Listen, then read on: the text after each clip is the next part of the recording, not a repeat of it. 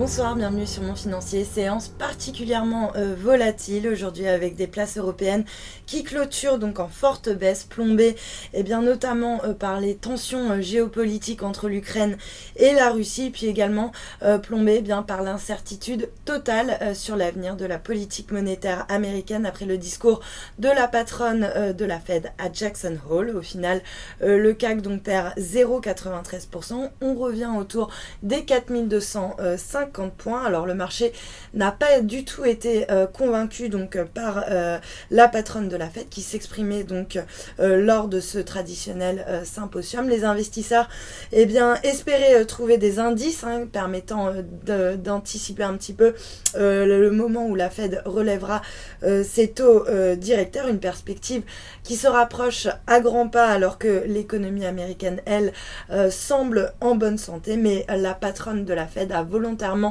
alimenté et entretenu l'incertitude et le flou en dressant notamment un tableau très contrasté sur la situation du marché du travail. Elle a notamment expliqué que les améliorations plus rapides que prévues sur le front de l'emploi pourraient conduire à un relèvement des taux plus rapide qu'anticipé, tout en rappelant bien sûr qu'une évolution décevante de l'économie amènerait la Fed à être plus accommodante à l'avenir. Donc l'incertitude, vous l'avez compris, reste complètement de mise, ce qui a provoqué donc un sursaut de volatilité sur les marchés. Du côté des valeurs à Paris, Gemalto signe ce soir la meilleure performance, tandis que Total, tout comme le secteur pétrolier d'ailleurs, est lanterne rouge sur le CAC. D'ailleurs, sur le SBF 120, on a CGG qui signe la pire performance, plombée par le hedge fund britannique Marshall Wace, qui a encore augmenté sa position vendeuse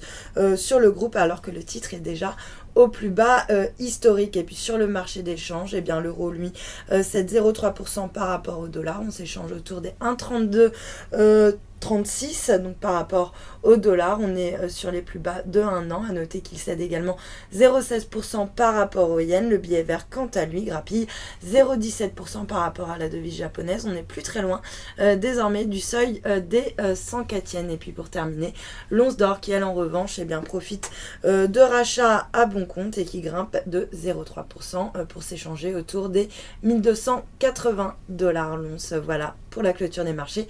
Passez un excellent week-end, à lundi.